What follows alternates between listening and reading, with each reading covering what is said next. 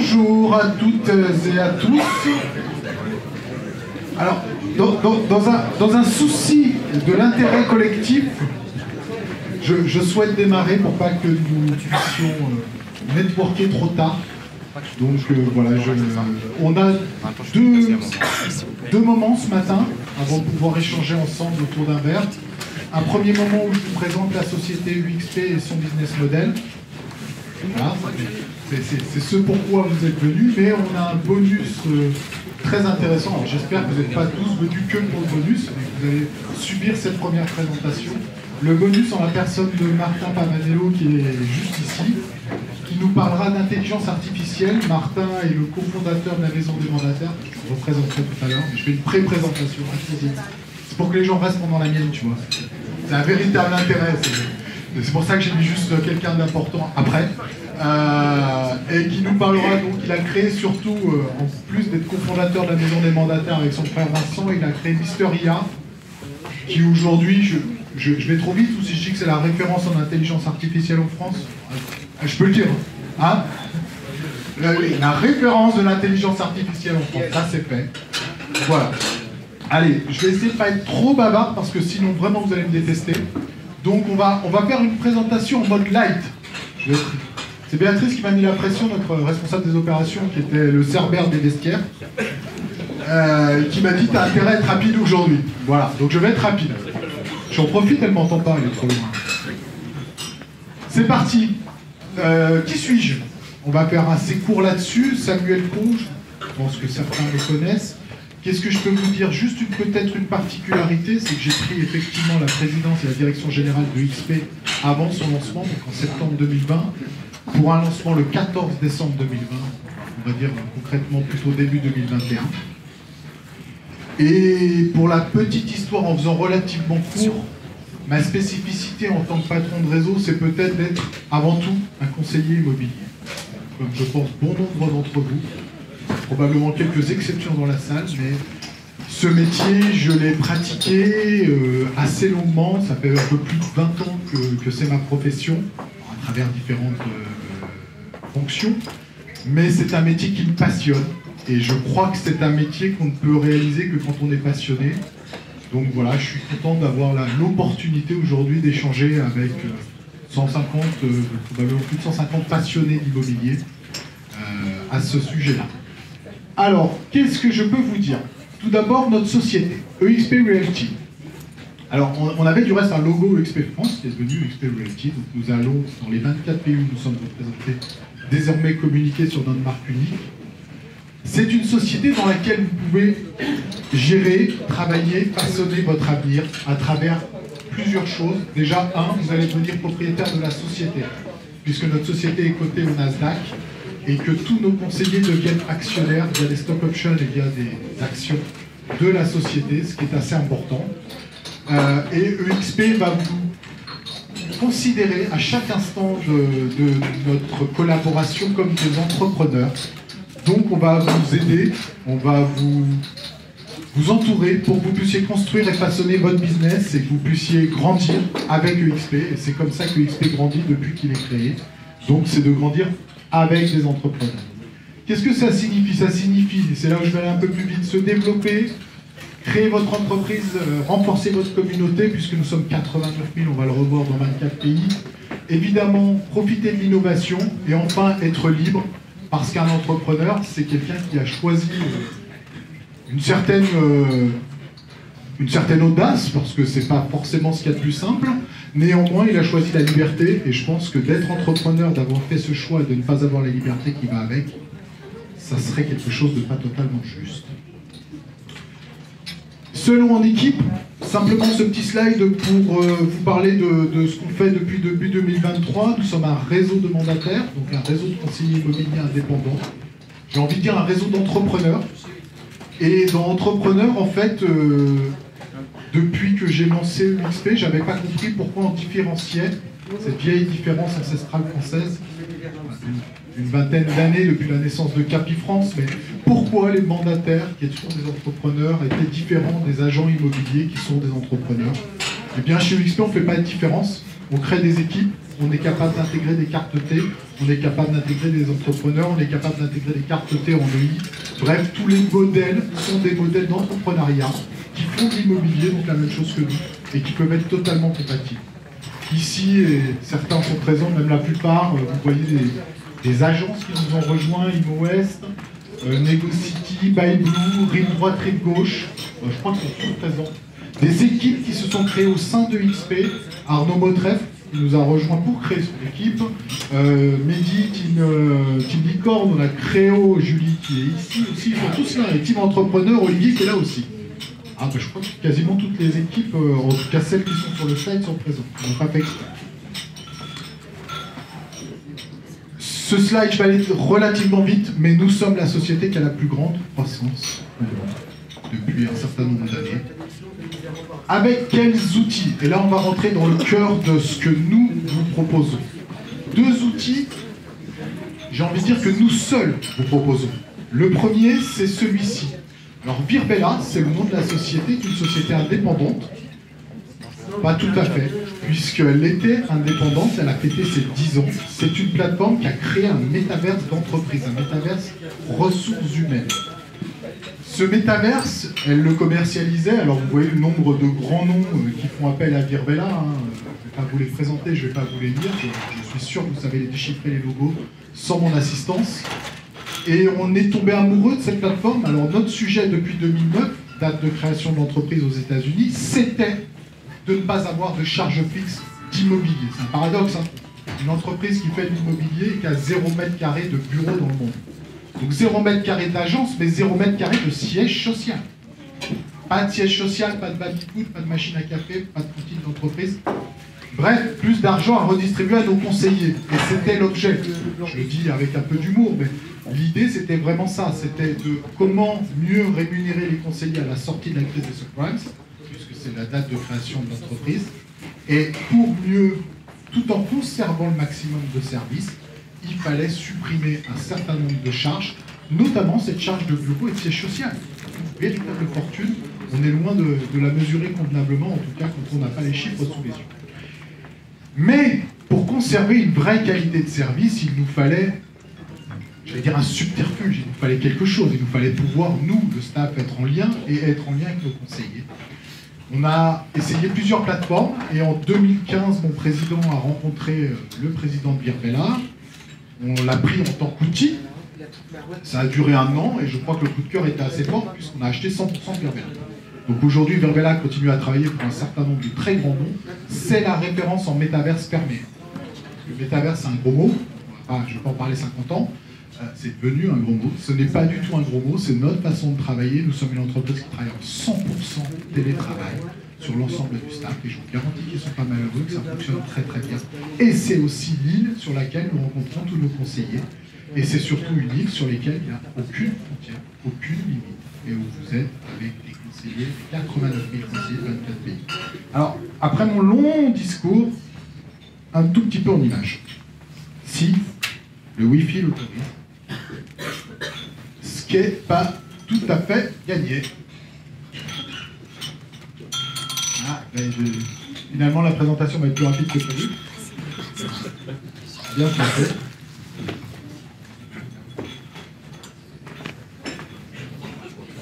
Donc, pour la présentation de Virbela, ça sera une autre fois. T'as bien fait de ne pas prendre de vidéo, Martin. T'as bien fait. J'en ai une deuxième que vous ne verrez pas plus, mais c'est tant mieux, on va gagner les 3 minutes dont on avait besoin pour ne pas être trop long aujourd'hui. Le deuxième, je vous en parle, qui est un outil propriétaire aussi, puisque c'est Virbela qui nous a fait, Frame. Frame, c'est un métaverse aussi, mais alors un métaverse totalement différent du premier. Il est fait par la même société, donc toujours par nous. Aujourd'hui, chacun de nos conseillers peut créer sa propre adresse. Vous laissez la première partie, vous mettez votre nom, prénom, vous mettez ce que vous voulez du reste. Et vous allez créer votre propre espace sur Internet automatiquement, donc tout ça est inclus évidemment chez XP. Et là, vous êtes en ce qu'on appelle no-code, donc pas de programmation. Vous avez une interface qui va vous permettre de créer, de générer votre propre espace sur Internet. On pourrait appeler ça un site Internet, à part que ce site Internet ressemble à aucun site Internet que vous avez vu jusqu'à maintenant. Vous pouvez paramétrer des salles complètes, vous pouvez paramétrer des centres de convention, Vous pouvez paramétrer exactement ce qui vous fera plaisir de paramétrer. Vous pouvez insérer des objets 3D, des cartes Google Maps, vos visites Modal View, bref, avoir des bureaux. La vidéo va un peu plus parler que... mais vous aurez l'opportunité de la revoir, bien entendu. Vous trouvez tout ça sur YouTube. Mais vous allez avoir votre propre endroit, et cet endroit, vous pouvez même l'interconnecter. Alors, c'est accessible par tout le monde, depuis n'importe quel ordinateur, depuis n'importe quel téléphone. Vous envoyez ça en signature d'email, il suit simplement le lien. Je vais vous expliquer comment marche un site internet, j'imagine que ce n'est pas un besoin de cette salle. Donc vous allez directement aller dans l'espace, et là, si vous pouvez le faire, moi c'est un petit gadget qui m'amuse, mais Martin arrive dans mon espace, il a simplement suivi mon lien, je reçois un texto. Je reçois un texto, je me connecte dans mon espace, je suis en avatar en train de parler à Martin. Martin, il a un avatar guest, il a juste en une demi-seconde, il a cliqué. Moi, je suis là et j'accueille Martin. Je suis pas là. Il peut se promener tout seul, mais Martin qui est venu hier soir discuter avec moi, à qui j'ai fait une présentation au même endroit, et qui revient ce matin avec son épouse, un mari encore, ça viendra, qui revient avec son épouse, j'allais dire, pardon, c'est moi le on-scred, mais qui revient tranquille, tout seul. Je sais qu'il est intéressé, je vois qu'il est venu, je peux même venir rééchanger avec lui. Et puis je peux y faire mes rendez-vous avec des notaires, avec des courtiers, avec des partenaires, avec des diagnostiqueurs. Je peux rassembler, comme je le faisais moi à l'époque, l'acquéreur et le vendeur dans mon bureau. Bref, on peut faire pas mal de choses. On a des conseillers qui ont même fait, ils sont passionnés d'Égypte, une partie sur l'Égypte. Vous pouvez aussi voir les commerçants de votre ville, de votre village, et leur faire des stands. Vous pouvez faire ce que vous voulez. Il n'y a que votre imagination qui va poser une limite à ce que vous pouvez faire sur Frame. Encore une fois, sans programmation. Et encore une fois, je suis désolé pour les autres, mais c'est un outil qui nous appartient et qui continuera à nous appartenir. Ça, c'est vraiment deux outils spécifiques. Et j'insiste sur le mot outil, ce ne sont que des outils. Des outils, on en a un certain nombre. Voici l'interface sur laquelle nos conseillers arrivent, qui les relie justement à un certain nombre d'outils. Dont celui-ci, alors celui-ci, on ne l'a malheureusement pas acheté parce que c'est Facebook, un petit peu trop cher, donc on a réfléchi, mais on s'est dit non. Facebook et Messenger, que tout le monde connaît, ont la même chose en privé. Ça s'appelle Workchat et Workplace, et nous l'utilisons, et sincèrement, c'est fantastique. Je ne suis pas là pour faire leur pub, je ne suis pas fan en plus, mais l'outil Workchat Workplace, pour la communication montante et descendante dans des entreprises comme la nôtre, c'est juste extraordinaire. Vous avez les 89 000, alors plus 3 000 staff, on va dire 92 000 personnes connectées. Vous pouvez faire des groupes de discussion avec qui vous voulez. Vous avez évidemment la partie Facebook, mais j'aime mieux la partie chat, moi personnellement, j'utilise beaucoup. Mais voilà, on va pouvoir, pour cet événement, les conseillers qui venaient, il y avait un chat spécialement créé avec tous les conseillers qui venaient, afin de pouvoir remettre les informations diverses et variées, sans polluer pour autant tous ceux qui venaient pas. Donc pour chaque activité, et vous, à titre individuel, vous pouvez avoir un chat avec les collègues avec qui vous travaillez, avec les gens de votre secteur, avec les gens que vous aimez bien, avec des Américains, avec des Australiens, bref. Et vous pouvez prendre contact à tout moment avec tout le monde dans le réseau, y compris notre grand président aux États-Unis. Il y a un peu plus d'un mois, j'étais à notre convention internationale et Glenn était sur la grande salle. Glenn est notre fondateur. Et il a fait, j'ai trouvé ça assez amusant, je vous raconte la petite anecdote très vite. Il y avait 7000 conseillers en face de lui. Et il a simplement parlé de Workchat rapidement, il a demandé qui lui avait fait un message un jour sur Workchat. Sincèrement, il y a à peu près 1 millier, vous savez, on éclaire la salle, il y a 1 millier de mains qui s'est levé. Et la deuxième question, ça a été à qui je n'ai pas répondu. Et là, il y a toutes, je pense qu'il vaut mieux pas la laisser lever. Je plaisante. Mais il y a toutes les mains qui se sont baissées. Et là, je crois que c'est un vrai symbole de notre entreprise, de la mentalité de l'ADN. Je vous la raconte dans ce sens, cette anecdote. Et en effet, en tout cas, moi, je l'embête assez régulièrement, et il est toujours là, mais je crois que même vous, si vous le faites, je vous l'interdis, hein, que ce soit bien clair. Non, plus sérieusement. Mais vous aurez, en effet, il ne laissera pas sans réponse. Et là, j'en profite pour dire que si je suis un agent immobilier, c'est la même chose dans les 23 autres pays, y compris lui.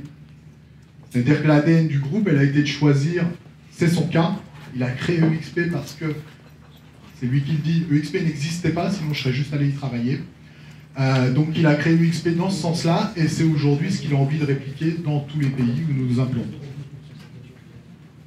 Outils, métiers, c'est là où je vais aller très vite. Apimo, Modelo, des outils de la PropTech française, certains d'entre vous étaient au Rent hier, ceux qui n'étaient pas auraient dû y être. Salon très intéressant de la PropTech. Nous avons deux très beaux outils de la PropTech qui sont interconnectés entre eux. Modelo pour prendre les mandats, signature électronique, gestion des RH. Apimo, le CRM métier dans lequel vous rentrez vos biens et qui se charge notamment de diffuser pour nos conseillers leurs mandats sur la plupart des plateformes, une centaine de sites internet, dont les principaux ici. Quand je dis principaux, c'est parce que c'est ceux qui apportent de la leads et ceux qui me coûtent très cher. Comme ça au moins c'est très clair.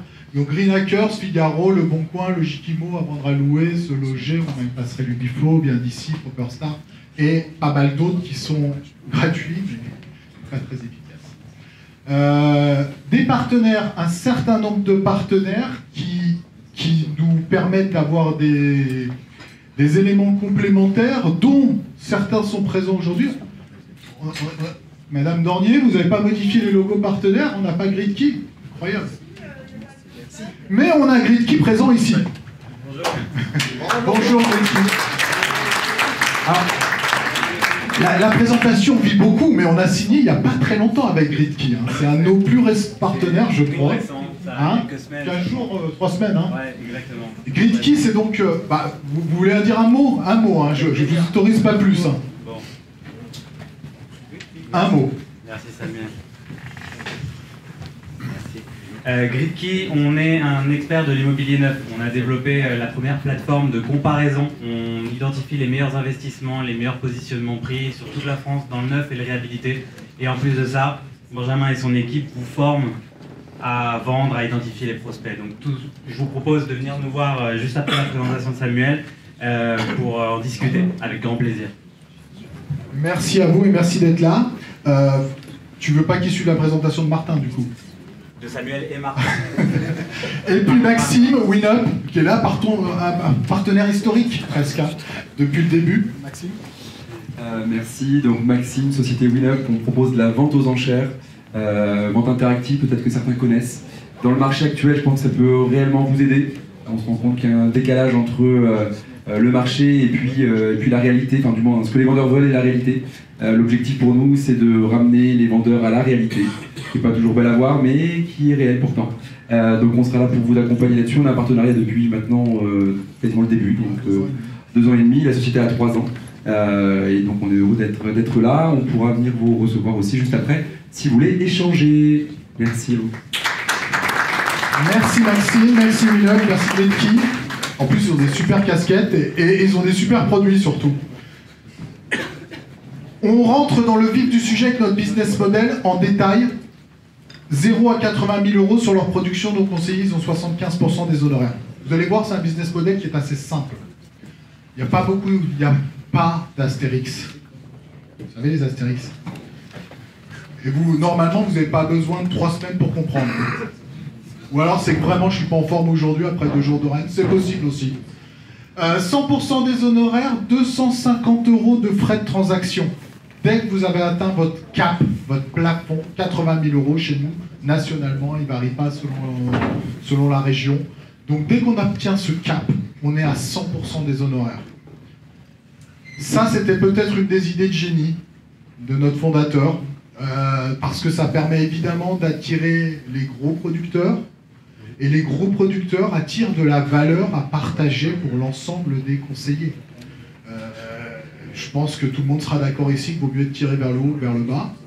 Et donc cette modélisation fait que nous tirons vers le haut l'ensemble, et c'est le cas depuis 15 ans maintenant aux États-Unis, au Canada, et c'est le cas aussi en France. Et puis enfin Orange, et je suis frustré, c'est la dernière fois que vous le verrez avec ce chiffre, puisque nous avons eu l'accord, c'est ce qu'on appelle les icônes, et nous allons le passer à 300 000 €. Pourquoi? Parce que ça correspond en fait au 1% de top conseillers en France en termes de chiffre d'affaires. À base, on était parti sur 500 000, nous avons refait des études, on serait plus proche de 300, 350. Qu'est-ce que c'est ce Orange? Un agent qui va être icône chez nous, il va avoir non seulement 100% des honoraires, mais cette partie-là, en fait, lui avait été prélevé, les 25 premiers pourcents, soit de 20 000 €, on va lui rendre en action. On va lui rendre en stock option pour une partie, 10 000, et en action directement vendable pour l'autre partie. Donc cette personne-là a un statut d'élite chez nous, et c'est un vrai club qui parle à tout le monde, c'est pas un club fermé, mais c'est un club qui nous permet effectivement de, là encore une fois, de faire que l'élite vienne chez nous, et que l'élite reste chez nous, et construise avec nous, et surtout qu'elle contribue à la croissance générale. Parce que il n'y a jamais rien de gratuit dans la vie, donc on demande une contrepartie. Les icônes sont dans l'obligation d'assister à un certain nombre d'événements. On va voir la contrepartie, s'ils ne la veulent pas, ils ont le droit. Mais d'un certain nombre d'événements, et puis ils ont aussi un certain nombre de conférences, de coaching, de training qu'ils doivent donner. C'est pas pesant, ils le font avec grand plaisir en général, parce que ça tombe bien, mais ces personnes qui sont dans cette case orange ont envie de partager, ont envie de donner, donc c'est rarement une contrainte qui plus est. Est-ce qu'on voit encore l'écran avec le soleil ou... Oui, ça marche? Bon, allez. Deuxième façon d'être rémunéré chez UXP, le partage des revenus. Marketing de réseau, marketing relationnel pour d'autres, partage des revenus chez nous. Pourquoi? Parce qu'on partage nos revenus. C'est mes 25% que je vais partager. Je vais les partager avec l'ensemble des conseillers qui ont coopté quelqu'un. Alors, il y a encore sur le slide PIEL, il faut absolument que j'enlève, parce que j'aime pas ce mot, parce qu'il crée une confusion, et surtout en France, parce qu'on a pris l'habitude, chez mes confrères, d'avoir des réseaux où le parrain est le leader, et l'accompagnateur, et le coach. C'est pas le cas chez nous. Donc je le dis haut et fort, c'est pas le cas chez nous. Évidemment, si les deux parties sont d'accord, il n'y a pas de problème. Accompagnez-vous, aidez-vous.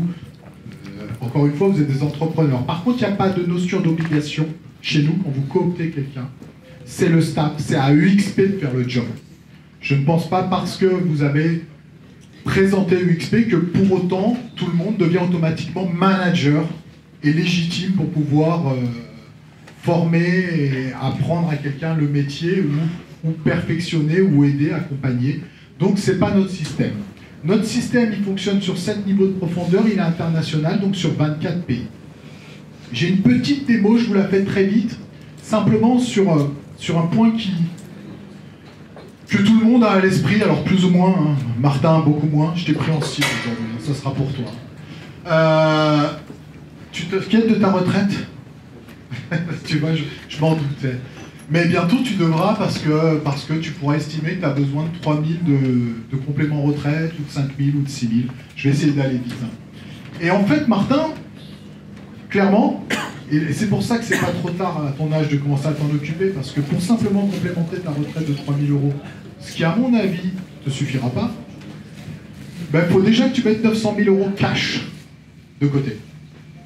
900 000 € que tu vas placer, si tout va bien, à 4%, qui vont te générer donc 36 000 € sans toucher ton capital par an, soit 3 000 €, jusque là tout va bien. Et autrement, Martin, je pense que tu ne le feras pas en tant que cofondateur de la maison des mandataires, ça sera un peu délicat, mais on ne sait jamais. Un plan sur 2 ans, je suis Samuel, pour le petit exemple, et j'adore, et c'est vrai en plus, moi je l'adore le modèle UXP, donc j'en parle. Parce que quand on aime quelque chose, j'ai commencé par les mots passion, mais je pense que quand on est passionné, sans être investi d'une mission, hein, je ne veux pas vous évangéliser, mais néanmoins, je pense que quand on aime quelque chose, on en parle. Ça me semble normal. Et quand on pense qu'on est au bon endroit, eh ben, si on aime des gens, on a envie de leur partager. Enfin, je ne sais pas si je dis quelque chose d'irrationnel, mais en tout cas, j'ai toujours fonctionné comme ça. Et dans ma vie, j'ai coopté un certain nombre de personnes dans un certain nombre d'endroits. On m'a jamais rien donné. Ça, c'était un autre débat. Et ben nous, on ne fait pas ça. On fait autre chose, on donne. La première année, simplement, Martin, quand tu vas nous rejoindre, il va falloir que tu proposes de XP à un certain nombre de personnes, que tu parles de XP, pas que tu proposes, tu parles de XP à un certain nombre de personnes, et que 3 conseillers nous rejoignent. 3. Toi, ça sera un peu facile. Ouais. Hein, je pense que ça ne prendrait pas super longtemps. 3, Martin. Il va signer avant la fin, je vous le dis. La deuxième année, pareil, 3. Tu vois, même pas de progression. Très dur quand même. Tu as donc 6 conseillers qui sont dans ton niveau 1. C'était moi pour l'exemple. On va remplacer Samuel par Martin. 6 conseillers dans ton niveau 1. Et on va dire que simplement, ces 6 conseillers, on va considérer, on va prendre une hypothèse de travail. Hein. Tout ce que je vous mets à l'écran est contestable, sauf les chiffres. Mais l'hypothèse de travail sont bien entendu modifiables, mais on peut jouer avec. Simplement, ces 6 conseillers, ils vont parler, hein, même chose, partager l'XP, l'expérience de l'XP, et simplement coopter une personne chacun, en moyenne. Évidemment, Vincent, le frère de Martin, il en a 3 parce qu'il connaît plein de conseillers immobiliers. Il y a Sylvie qui en a 2, et Gérard qui en a 1. C'est la moyenne, parce qu'il y en a 3, ils n'en ont pas du tout. Parce que c'est en rien une obligation. Chacun, vous êtes des entrepreneurs, chacun fait ce qu'il veut.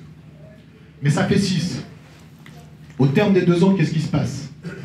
Martin, dans son organisation, a 6 conseillers de niveau 1 et 6 conseillers de niveau 2. Hypothèse de calcul, si ces conseillers sont au cap à 80 000 € par an par conseiller. Ça va fonctionner ainsi, notre tableau, sur 7 niveaux. Vous voyez les pourcentages? Alors, on est bizarre, hein, on vient des États-Unis. On n'a pas fait comme tout le monde, 7, 5, 3, 2, 0. Non, déjà on a fait 7 niveaux, puis on monte, on descend, on remonte à la fin. Alors ça c'est très intéressant parce que c'est à la fin que c'est... Mais voilà, il y a une vraie logique, je vous jure. Hein. Je ne vous l'expliquerai pas aujourd'hui, mais il y a une vraie logique. Ceci étant dit, en chiffres, niveau 1, 6 agents, à 3,5%, ce que je viens de vous montrer, fois 80 000 €, ça nous fait 2 800 par agent, fois 6, 16 800. Niveau 2, toujours pour Martin, je suis au niveau de Martin, même chose, mais c'est 4% au niveau 2, c'est plus intéressant que le niveau 1.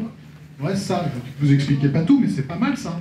Mon niveau 2 est plus intéressant que mon niveau 1, ça veut dire que quand j'ai bien travaillé sur mon niveau 1, je peux aider Martin qui est dans mon niveau 1 pour qu'il constitue lui-même son niveau 1, parce que moi ça me fait mon niveau 2, où c'est plus intéressant. Bon, en plus j'ai parlé vite, j'ai perdu tout le monde, donc je continue. 19 200. Ceci étant dit, et là vous voyez là où je voulais en venir, bien évidemment, avec mes gros sabots, ça fait 36 000 de revenus passifs, mais en 2 ans, et en ayant lui-même simplement coopté 3 personnes la première année, 3 personnes la seconde année, qui eux-mêmes ont joué le jeu avec une personne moyenne, Martin a 3 000 € de revenus mensuels complémentaires par mois. À ton avis, c'est plus simple de mettre 900 000 de côté ou de faire ça? Et c'est une vraie question. J'ai pas dit que c'était simple. Hein. Par contre, mettre 900 000 de côté, je vous le dis, c'est dur. Je pense qu'il y en a 2-3 qui vont confirmer. Donc voilà, vu que je suis un peu feignant comme garçon, j'ai choisi le plus simple. Ceci étant dit, nous poursuivons. Oui, simplement, par déontologie, par respect pour les gens qui occupent cette salle, je ne vous ai pas parlé de 3, 4, 5, 6, 7. Nous venons d'arriver en France, ça fait 2 ans, et nous sommes 420, 430, mais on est encore dans notre première phase de croissance, donc il y a encore beaucoup de choses à faire. Puis la planète est très grande, hein. Nous avons annoncé que nous serons 500 000, on est 89, 90 000 à l'heure où on se parle, parce que le communiqué de presse ne devrait pas tarder de sortir. Donc on va être 90 000 là aujourd'hui, a priori. Il y a encore beaucoup à faire. Alors, 90 000, il y a 7 ans, on était 400. Monde. 490 000 en 7 ans. Vous pouvez chercher, vous ne trouverez pas. Troisième mode de rémunération, l'actionnariat. Tous nos conseillers deviennent actionnaires de notre société. Et quand je dis notre société, c'est le groupe EXP World Holding qui est coté sous la cotation EXPI au Nasdaq, hein, si vous voulez regarder. Acheter des titres aussi, ça fait toujours bien. Dès la première vente de notre conseiller, il va recevoir un mail de Morgan Stanley, on lui a ouvert un compte à son nom, et il reçoit des stock options. Il a le droit de refuser. C'est assez rare, c'est quand on n'a pas compris le mail, mais normalement on dit oui. Et il reçoit des stock options. Quand il atteint son plafond, il reçoit des stock options. Quand vous cooptez, quand je coopte Martin, que Martin fait sa première vente en tant que coopteur, là aussi je reçois des stock options. Et puis il y a le statut icône, et puis il y a la capacité aussi pour chaque conseiller. Ça c'était une de mes erreurs d'appréciation, je pensais que ça ne marcherait pas chez nous, et ce n'est pas du tout le cas. Chaque conseiller sur sa plateforme a la possibilité de cocher, décocher, s'il veut épargner 5% de ses commissions pour acheter des actions. Et je vous confirme que c'est très, très utilisé. C'est comme une forme d'épargne salariale, mais en son nom. Et il a une réduction de 10% du cours de bourse. Donc, il y a un gain automatique de 10%. Et là, c'est des vraies actions qu'il peut revendre dès le lendemain. Donc voilà, c'est un avantage. C'est limité à 5%, mais c'est assez utilisé. Bref, tous nos conseillers sont actionnaires avec une action qui se porte plutôt très très bien sur une industrie immobilière très bousculée aux États-Unis. En résumé, 5 sources de revenus, un haut niveau de commission, un partage des revenus, la partie action, la partie renforcement de l'actionnariat et enfin la partie icône. Voilà les 5 différentes sources de revenus. Les outils, je vous en ai parlé, vous les avez ici. La contribution mensuelle, il y a une contribution mensuelle chez nous, on l'a voulu à minima. Au moins on ne targuera pas de gagner de l'argent là-dessus. Tout le monde sait compter. Donc par rapport à l'ensemble des services que vous venez de voir, la publication en illimité sur l'ensemble des grands portails, en temps et en nombre, nous sommes à 50 € de contribution mensuelle par an. Et ça va comprendre aussi, on n'en avait pas parlé, la formation. Ouais, vous avez quelques images de notre métaverse. Donc la formation en présentiel chez nous, qui se fait avec votre double digital, mais c'est du présentiel. Votre double digital vous représente sur notre espace de travail. Et dans chaque salle, alors vous n'avez pas vu la petite vidéo, mais et puis on fait des guest pass pour tous ceux qui veulent, hein, vous pouvez venir visiter. Mais on a 3-4 écrans, évidemment vous pouvez changer en une demi-seconde, passer en mode table d'école, la table de réunion. Bref, c'est un véritable outil, on peut faire des jeux de rôle, on peut faire énormément de choses dans cet espace. Et ça fonctionne très très bien, les formateurs sont assez surpris de la qualité de la plateforme pour justement faire de la formation par rapport à tout ce qu'ils ont pu connaître jusqu'à maintenant. Même en sortie de Covid, ils étaient contents de venir chez nous. Pourtant, c'était dur de les convaincre. Hein. On ne pouvait plus du Zoom. Et finalement, ils ont trouvé un réel intérêt chez nous. Et puis, vous voyez, le vendredi, souvent, j'ai plaisir à venir au feu de camp, puisque quand on fait une semaine de méta-intégration, ça c'est la semaine de méta-intégration, tous nos conseillers peuvent, c'est fortement conseillé, mais il n'y a pas d'obligation chez nous, mais peuvent venir. Ils auront 14 heures de loi Allure d'ores et déjà dès la première semaine, plus l'ensemble des outils, plus la rencontre avec tout le staff. Et on a plein d'espace pour pouvoir finir sympathiquement et non pas dans une salle. Deuxième axe de formation, on a une plateforme interne dans laquelle on met plein d'outils pour que vous puissiez avancer. Alors là, c'est classique, hein. On fait la 1, on a le QCM, on fait la 2, on a le QCM, on fait la 3, etc. Donc on a l'ensemble de nos process, de nos outils, plus beaucoup de savoir-être et de plus en plus de savoir-être et de mindset sur cette partie-là. Et il m'en manque, je suis allé trop vite. Et la troisième, l'Académie Modelo. Donc à travers Modelo, nous avons une académie qui là aussi donne des formations en e-learning dans laquelle vous avez des attestations Allure délivrées. On a mis en place un système qui à la fois vous procure la matière en formation, mais qui vous procure aussi la capacité d'être totalement réglementaire, donc d'avoir vos 42 heures loi Allure sans débourser un centime, sans utiliser vos OPCO, tout est pris en charge par UXP. Ça vous laisse la capacité d'utiliser vos OPCO pour faire d'autres formations, parce qu'on n'est jamais assez formé, et je pense qu'il y a beaucoup de choses à faire pour pouvoir évoluer. Le support, ah, ils sont où? Ils sont cachés? Béatrice, tu peux pas rester caché là-bas tout le temps. Hein. Jérémy qui est là. Bonjour Jérémy. Bonjour. La finance, on a Agnès qui est ici aujourd'hui. Bah, vous vous cachez. Bon, ils veulent se cacher. On a Béatrice qui est aux opérations. On a Jérémy qui est présente. On a Agnès. Ouais, parce qu'en vrai, moi je fais le pot avec un micro et eux le travail. C'est eux la cheville ouvrière. C'est une partie du staff qu'on a. On a vraiment les fonctions opérationnelles en France. Donc ça, c'est les gens que vous avez derrière les avatars, mais que vous avez aussi en visio et que vous avez au téléphone et que vous avez par mail et que vous avez par WhatsApp. Ouais, nos conseillers sont joueurs. On a à peu près 18 millions de communication. Hein. Et on répond à tous. On est un peu masochiste. Voilà, vous avez l'ensemble de ces collaborateurs en sachant que plein de fonctions sont évidemment partagées. C'est l'avantage d'un groupe. Et ce que je viens de vous présenter ne serait pas possible si on n'était pas 89 000, ça ne marcherait pas. Parce que là, c'est allé vite, mais si vous redétaillez notre business model, il est vraiment, vraiment tourné vers les conseillers et vers la redistribution. Donc, à un moment donné, pour avoir une marge aussi faible, il faut avoir un volume. Il n'y a pas le choix. Vous savez, c'est marge ou volume. C'est pareil pour vous. Hein. Soit vous faites des petites commissions, vous en faites beaucoup. Vous faites des grosses commissions, vous n'en faites pas beaucoup. Donc, c'est un peu pareil pour nous. Donc, nous, on est sur un énorme volume. Et c'est ce qui nous permet d'être ultra compétitif, je pense, sur notre marché. Très rapidement, oh, on est bien, hein. On est pas mal. Hein. Très rapidement, quelques mots sur EXP Realty. Je vous l'ai dit au cours de ma présentation. Alors 89, bientôt 90 000. Glace d'or, C'est la 5e année consécutive que nous sommes élus meilleur lieu de travail. Pour la première année, cette année, EXP France a aussi ouvert sa partie glace d'or, donc on verra si nous avons ou pas quelque chose en 2024. Et la plus grande agence immobilière intégrée au monde. Nous sommes la plus grande agence immobilière intégrée au monde, j'insiste là-dessus. Intégrée, ça veut dire quoi? Ça veut dire que EXP France est une filiale à 100% de EXP Realty. J'insiste aussi là-dessus, parce qu'on est tellement habitué dans des modèles de franchise et de master franchise qu'on pense que tout fonctionne ainsi. C'est pas le cas. EXP France est EXP Realty. EXP Dubaï est EXP Realty. Donc on est une véritable agence intégrée. Pourquoi j'insiste là-dessus? Parce que ça change tout. On travaille tous dans la même société, que ce soit le staff ou les 89 000 conseillers.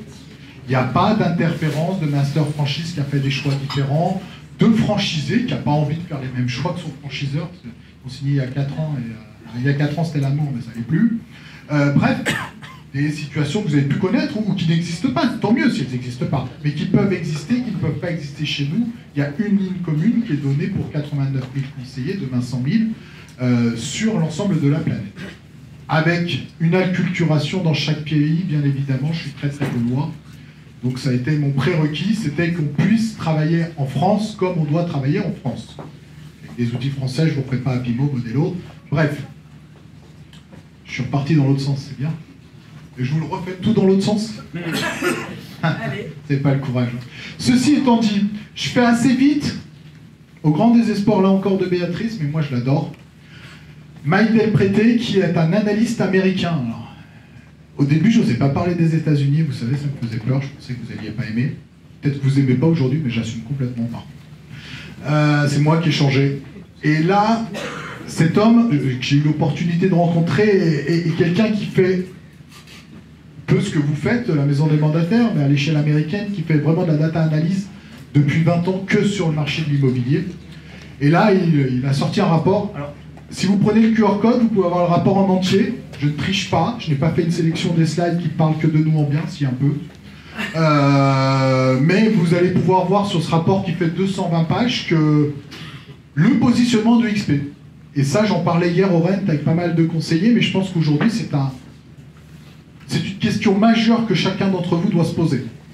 On est en 2024, on sait qu'il y a un petit peu de vent, c'est le moins qu'on puisse dire. Et je pense que d'avoir un bateau solide, c'est pas mal. Donc d'être sur une bonne embarcation, c'est pas mal. D'être sur une embarcation qui ne va pas changer de drapeau, c'est pas mal. Et aujourd'hui, je ne suis pas capable de vous le garantir pour UXP, mais c'est là où il y a le moins de chances pour que ça se passe. En tout cas. Et les éléments chiffrés pourraient vous le démontrer. Là, simplement, en 2022, nous sommes assez fiers. Nous sommes pour la première fois numéro 1 en transactions aux États-Unis. C'est passé dans le Real Trend et dans tous les critères. Alors ils ont beaucoup plus de chiffres, de data aux États-Unis qu'on en a en France. C'est très occulte en France. Hein. On a encore beaucoup de choses qui sortent pas. Voilà le niveau du marché américain, 2021-2022, on n'a pas encore 2023. Le marché faisait moins 18. Un de nos confrères connaît en France, parce que les autres on les connaît moins, KW faisait moins 15, Anywhere, qui est anciennement Realogy, donc les marques C21, Sotheby's, ERA, etc., faisait moins 14, et nous on faisait plus 12. Pas mal, hein? Moi je trouve. Et là, vous suivez le bleu. On n'existait pas. On existe. On existe bien. On n'existait pas, on existe. Je vais vite, hein. On avait un coût d'opération faible, parce qu'on a fait des choix stratégiques pour avoir un coût d'opération faible. On l'augmente. Ils avaient des coûts d'opération très élevés, ils les diminuent. Alors ils les diminuent pas parce qu'ils font des économies d'échelle, ils les diminuent parce qu'ils suppriment des services. Soyons clairs. Parce que les temps sont durs. Le coût par transaction de XP par rapport à un Compass qui est son grand concurrent américain ou le groupe Anywhere, 10 fois moins. Mais la même productivité, je ne crois pas que j'ai le slide par agent. Important. Un coût d'opération 10 fois moins. Oui, mais d'accord, mais ils produisent moins chaque agent. Non, faux. Nous produisons, je crois que c'est 2,08 pour la moyenne et nous sommes à 2,12 aux États-Unis, hein, toujours. Mais simplement pour remettre les choses sur un passé, je ne peux pas vous le faire sur la France, ça ne marche pas, on est là que depuis 2 ans. Le distribution faite aux agents. Nous sommes là aussi dans les plus élevés, avec quelques sociétés moins importantes, à 91% total de nos 100%.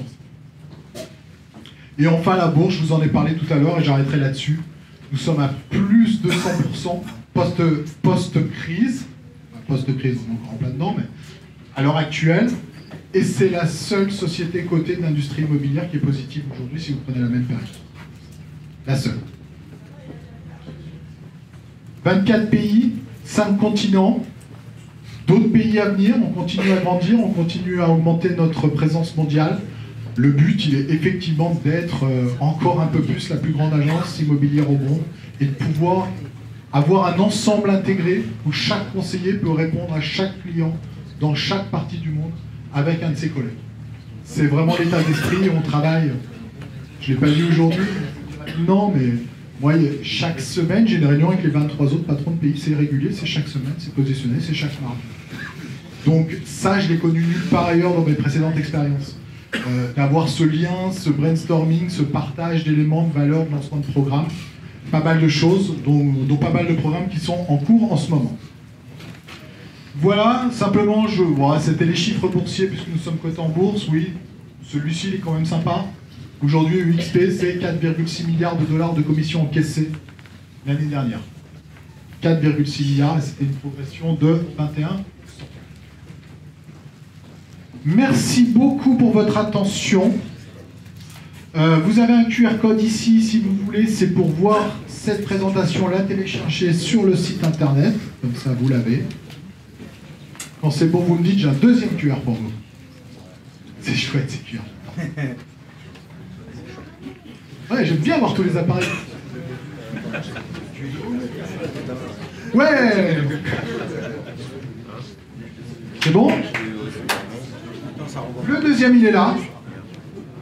Non, là, je veux revoir plein d'appareils, c'est pour nous rejoindre. J'ai pas fait tout ça pour rien, quoi.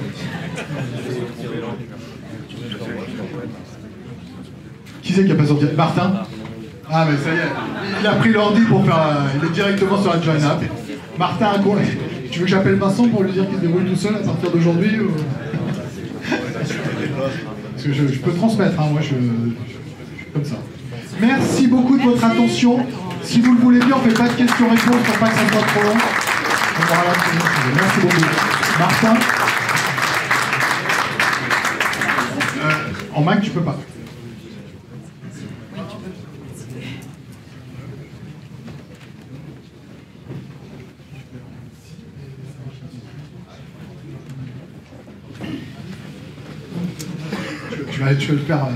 Tu vas le faire sans les slides, mais tu vas le faire très bien. Donc maintenant, je vais passer la parole pour ceux qui n'étaient pas là tout à fait au début à Martin Pavanello, Mister IA, la référence de l'intelligence artificielle en France. Bon, moi, je suis plus habitué à dire AI que...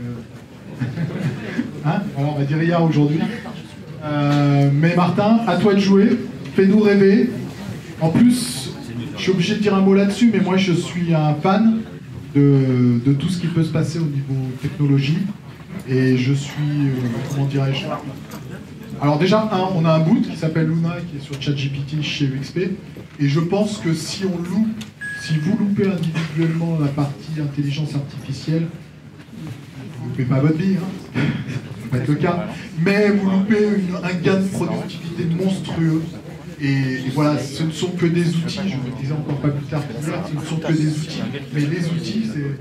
Moi j'ai commencé, c'était pas l'argentique, je ne vais pas me faire plus vieux que je suis, mais on avait encore cette belle vieille vitrine jolie. À un moment donné, on a pu envoyer l'ordinateur aux vitrines, c'était fantastique. Voilà, je pense qu'on ne peut plus retravailler comme on travaillait avant, et qu'il faut adopter, épouser ces technologies pour pouvoir être plus productif et se concentrer sur notre production, sur notre développement, sur notre gestion d'entreprise, sur nous-mêmes, pour enfin être compétents auprès de nos clients. Merci à tous. Merci. Déjà, tu ne me rends pas la tâche facile, puisque tu as expliqué à tout le monde comment gagner beaucoup d'argent. C'était une explication qui était très objective. Moi, je connais bien le réseau. C'était pas que du vent, donc c'était très concret. Moi, malheureusement, je ne vais rien vous dire pour gagner de l'argent. Je suis désolé. Je vais essayer de faire gagner du temps, de vous ouvrir des perspectives, mais je ne pense pas vous faire gagner de l'argent avec ce que je vais démontrer. Donc, voilà, tu m'as pas aidé, mais je vais quand même essayer de faire quelque chose. J'aimais bien l'ambiance un peu noire, c'était ça. Ah, bon, tant pis. Merci beaucoup Samuel. Tu as fait déjà une petite présentation de moi, donc je vais être assez rapide là-dessus. Je suis cofondateur de la Maison des Mandataires, je crois qu'il y en a beaucoup qui me suivent ici. On est un média globalement qui aide les mandataires immobiliers, on fait plein d'articles sur les mandataires immobiliers, on interviewe beaucoup de mandataires, les top vendeurs, les top développeurs, pour inspirer tous les autres mandataires. Vous êtes quand même 50 000 aujourd'hui en France, nous on en représente quasiment 50 000, tous les réseaux de mandataires sont clients chez nous. Et vous allez voir quelqu'un de votre réseau qui d'ailleurs a fait une petite vidéo chez nous hier, et qui pendant une demi-heure nous explique pourquoi il performe, comment il performe, comment il gère son quotidien, vous le connaissez je pense déjà tous. Et vous allez voir, c'est du contenu assez passionnant. Et donc on vous accompagne depuis 2 ans et demi maintenant, et EXP est un partenaire chez nous, donc c'est aussi pour ça que je suis là aujourd'hui. Moi depuis 1 an, je m'intéresse à un autre sujet. Alors je suis toujours à la Maison des Mandataires, donc je suis évidemment l'écosystème. Il y a un autre écosystème qui m'intéresse très profondément depuis 1 an, c'est l'IA. L'IA et notamment le fameux ChatGPT. Qui dans la salle ne connaît pas du tout ChatGPT? Souvent les gens qui ne connaissent pas n'osent pas lever la main, mais donc, tout le monde a entendu parler. Je vois qu'il y a un menteur là-bas. Donc... Super. Qui l'utilise au moins 1 fois par semaine? Ah, c'est génial ça. C'est de plus en plus. C'est bien. Et qui l'utilise quasiment tous les jours? Il y en a? Génial. Pour vous dire, il y a 3 mois, je faisais les mêmes conférences, j'en fais beaucoup dans les réseaux de mandataires pour expliquer pourquoi l'IA va avoir un impact sur votre métier, contrairement à ce que beaucoup croient. Il n'y avait personne. Il y avait personne qui l'utilisait au quotidien, évidemment, mais il y a 3 mois, il n'y avait personne qui l'utilisait 1 fois par semaine. Personne. Et la moitié de la salle n'avait jamais entendu parler encore de ChatGPT. Donc ça, c'est top, et on avance un petit peu là-dessus, c'est super. Donc nous, comme l'a dit Samuel très rapidement, on est aujourd'hui une entreprise, une boîte de conseil, hein, on se nomme comme ça, c'est un mot un peu grossier, tout ça qu'on met des costumes, on a pas le choix. On est une boîte de conseil, on aide les entreprises à l'origine à implémenter ChatGPT. Je vais vous montrer pourquoi il y a besoin d'implémenter ChatGPT. Et on est allé un peu plus loin sur les derniers mois, puisqu'on s'est dit, c'est vrai pour les entreprises, c'est vrai pour Danone, c'est vrai pour Vinci, c'est vrai pour Eiffage, toutes ces boîtes qui sont pour certaines d'entre elles des clients chez nous, mais c'est aussi vrai pour le mandataire, pour l'agent immobilier, qu'il soit seul, qu'il soit en équipe, dans son quotidien. Parce que ChatGPT, ça n'a pas qu'un impact sur les entreprises, ça a un impact sur la vie de tous. Et je vais vous le démontrer. Donc qu'est-ce qui se passe depuis 1 an dans l'IA? Pour refaire un petit point d'étape, l'IA ça existe depuis très longtemps. C'est quelque chose de très vieux. On entend parler dans les médias depuis 1 an, mais la personne qui aurait inventé l'intelligence artificielle, ce serait Alan Turing. Est-ce qu'il y en a qui connaissent Alan Turing parmi vous? Je vous conseille absolument d'abord le film Imitation Game sur l'histoire de sa vie, et ensuite pour les Parisiens notamment qui vont un peu au théâtre ici, une super pièce de théâtre qui raconte ça. Alan Turing, c'est quelqu'un qui, pendant la guerre, nous a aidé en fait, en tant qu'occidentaux, à gagner la guerre. On ne sait pas trop. Il y avait une machine qu'utilisaient des nazis qui leur permettait de discuter, qui leur permettait de préparer plein d'attaques. On n'arrivait pas à décoller cette machine. Et donc on s'est dit qu'il faudrait qu'on ait un petit réseau artificiel qui réfléchit un peu tout seul et qui s'adapte à ce langage de la machine nazie qu'on appelait Enigma, qu'on arrive à déchiffrer, à décrypter cette machine. Et Alan Turing crée donc en 1941, 42 je crois, la première machine d'intelligence artificielle qui réussit après 2 ou 3 ans de recherche à déchiffrer cette fameuse machine Enigma et donc qui nous fait gagner la guerre. Donc en fait c'est quelque chose de très très vieux. Et pendant très longtemps, l'intelligence artificielle, on s'est dit tiens, le cerveau humain est très malin, il peut faire plein de choses avec. En fait le cerveau humain on s'en rend pas trop compte mais il fonctionne de manière assez mathématique. La peur c'est mathématique, le désir c'est assez mathématique. C'est fait sur des millions et des millions d'années d'évolution, mais c'est des réactions chimiques, 1 plus 1 égale 2 plus ou moins dans le cerveau. Et on s'est dit tout ça, si c'est si mathématique que ça, on peut le faire dans une machine et on peut créer des réseaux de neurones artificiels. Ce qu'avait fait à petite échelle Alan Turing, mais dans les années 90, notamment avec des Français, c'est les Français vraiment qui sont pionniers là-dessus, je vois qu'on met beaucoup en avant la société américaine et les États-Unis ont créé beaucoup de choses, et bien pas ça. On peut être fiers, les Français, d'avoir créé ces premiers modèles d'intelligence artificielle. Et on crée des modèles en fait qu'on va nourrir avec beaucoup de données dans les années 90-2000, et on donne 1 million, 1 milliard de photos par exemple de chats à une intelligence artificielle, à des neurones artificiels, et ensuite on veut lui dire tiens je te donne une nouvelle image et tu dois me dire si c'est un chat oui ou non.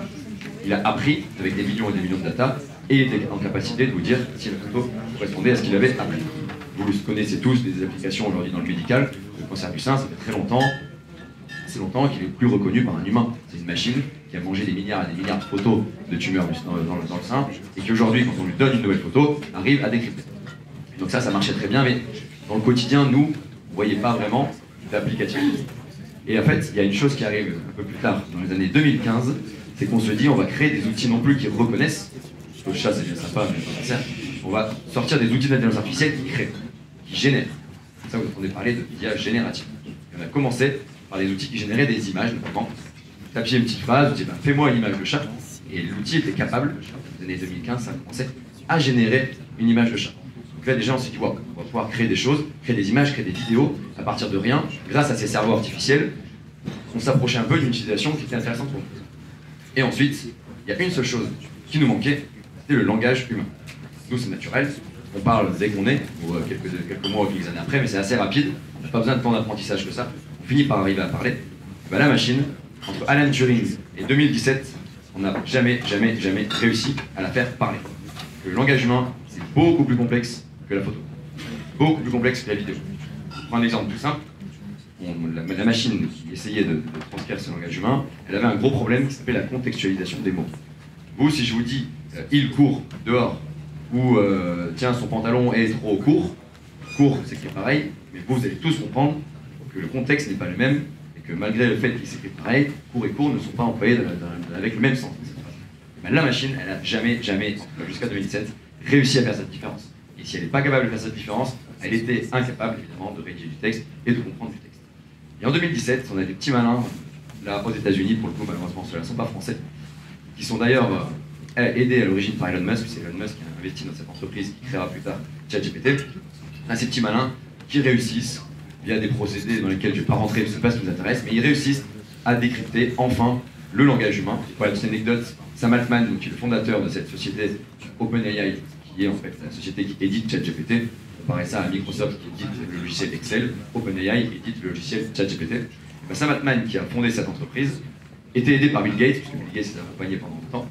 Et en 2010, je crois que c'est mi-2017, Bill Gates l'appelle et lui dit écoute, ça fait 5 ans qu'on essaie de créer une machine qui fait du langage, on n'y arrive pas, et il lui dit je suis désolé pour toi, mon ami, mais je pense qu'il va prendre encore 10 ans, en 2017, ça va prendre encore 10 ans, jusqu'à 2027, voire 2030, pour qu'on réussisse enfin à craquer le langage. Sam Altman n'y croit pas trop, et 3 jours après, il l'appelle et lui dit Bill, passe à San Francisco dans nos bureaux, on a un truc à te montrer. Et ils avaient réussi, alors après 3 jours, hein, après 3 ans de travail, mais 3 jours après vraiment cette discussion, selon la légende en tout cas, il avait réussi à créer le premier modèle de langage. Le modèle de langage, je ne vais pas revenir dessus, si vous avez quasiment tous essayé, mais vous le voyez, c'est un outil qui, pour la première fois, un outil technologique, en tout cas un outil informatique, à qui vous pouvez parler en langage humain, avec votre propre langage. Pour ceux qui font du Excel aujourd'hui, Excel, c'est un super outil informatique, super puissant, mais vous devez lui parler en formule. Quand vous faites du développement informatique, c'est super puissant, vous pouvez créer des sites web, plein de choses, il faut leur parler en Python. On n'a jamais réussi à parler à un ordinateur comme on parle à un humain, jusqu'à l'arrivée de ChatGPT. ChatGPT, que ce soit ma grand-mère ou un analyste de chez Morgan Stanley, j'ai eu la chance d'être en lien avec Morgan Stanley, on peut tous lui parler de la même manière et il va décrypter et comprendre notre langage. Vous pouvez demander de créer un site web avec notre langage et il va comprendre. Vous pouvez demander de faire un site de cuisine, de nous aider pour une visite et je vais vous donner plein de cas d'usage. Et tout ça, c'est la première fois qu'on met dans les mains de tout le monde un outil aussi puissant. D'ailleurs, important, pourquoi, du coup, cette technologie qui naît en 2017, vraiment le premier GPT est né en 2017, pourquoi on en entend parler en 2022, exactement en novembre 2022 et bien, la raison, elle est simple, c'est que cet outil qui était disponible depuis longtemps, il était très difficile à utiliser. Nous, on l'utilisait un petit peu à l'école, on commençait à nous montrer, avec le développement informatique assez compliqué, comment on pouvait réussir à parler à ce fameux modèle GPT. Mais en novembre 22, Sam Altman se dit c'est bien beau d'avoir un super outil comme ça. Mais c'est tellement puissant que ce qu'il faut faire maintenant, c'est le mettre dans la main de tous. Et je reprends l'exemple de ma grand-mère et de l'analyse de chez Morgan Stanley. Quelques trains de vie assez différents et quelques objectifs assez différents dans la vie. Et pour autant, si on arrivait à mettre vraiment cet outil super puissant dans la main des deux, c'est qu'on va aller assez loin. Et l'interface ChatGPT, en fait, c'est ça. ChatGPT, c'est la première interface qui met dans les mains de tout le monde cet outil, l'algorithme qu'on appelle GPT, qui est derrière, et qui vous permet, vous, en tant que personne lambda, en tant qu'analyste ou en tant que personne chez vous, de l'utiliser et d'utiliser sa puissance. Qu'est-ce qui est très fort chez ChatGPT depuis quelques mois? Il arrive de partout et très fort dans toutes les entreprises. La première, c'est via son interface. Vous voyez, vous allez dessus, vous pouvez faire plein de choses et on verra sur des cas d'usage. La deuxième, c'est que GPT est en train d'être intégré à plein de petits outils. Moi, j'en ai un que j'utilise pour les résumés de réunion. Je l'ai branché sur mon Teams. C'est pas ChatGPT, mais lui, la personne qui a créé ce petit outil qui s'appelle Nuta, il a mis dessus la technique GPT et il s'est dit je vais utiliser toute la puissance de ce créateur de paroles, de ce modèle de langage pour faire du résumé de réunion. Donc il y a plein de petits outils comme ça. Moi, il écoute ma réunion et à la fin il m'envoie tout le résumé de notre réunion avec mon interlocuteur. Et il y a plein de petits malins comme ça qui disent j'utilise la technique de GPT et je la branche sur des cas d'usage très spécifiques. Vous le voyez en immobilier, il y a plein d'applications, et on était au Rent également pendant 2 jours, il y a de plus en plus d'applications qui utilisent la technologie image de GPT, puisqu'il a aussi un modèle de génération d'images, et qui l'applique à votre métier. Il l'applique à votre métier, vous lui donnez une photo de cette salle et vous lui dites bah, tiens, tu veux que tu me la transforme en une salle très moderne ou en une salle toute rose, etc. Et vous le faites de manière très très très précise. Et enfin, et ce qui va être peut-être le plus massif, et vous avez vu tout à l'heure tous vos outils technologiques, donc pour vous ça va l'être aussi, parce que tous les outils que vous utilisez au quotidien, 100% des outils que vous utilisez au quotidien, vont intégrer la technologie ChatGPT. Excel est en train d'intégrer, Microsoft dans toute sa suite est en train d'intégrer, Zoom est en train d'intégrer, tous. Pourquoi je dis ça? Parce que Samuel l'a bien dit, c'est pas juste une techno qui est sympa, qui est bien belle et on verra ce qu'on fait avec, c'est quelque chose qui est là, c'est pas quelque chose qui arrive, c'est quelque chose qui est déjà là. Dans vos ordinateurs, vous allez le voir dans les prochaines semaines, si vous êtes sur Microsoft, vous allez la voir, donc il faut vraiment prendre ça en main. Le premier gros impact de cette entrée, on va dire, de ChatGPT dans le monde du travail et dans vos quotidiens d'entrepreneurs, c'est que vous allez gagner beaucoup en productivité. C'est la première fois que vous avez un cerveau artificiel, il faut l'appeler comme ça. Il y a beaucoup qui disent oui, mais non, mais c'est comme il est artificiel, il ne réfléchit pas. Non, c'est un vrai cerveau artificiel. La seule limite de ChatGPT, c'est notre cerveau à nous. Et je le dis, je le répète, et vraiment j'assume ce propos. La seule limite de GPT, c'est notre cerveau à nous, c'est pas lui. C'est comme Excel. Excel, il a des limites, et c'est parce que nous, on ne connaît pas bien les formules. Il va aller très loin, Excel.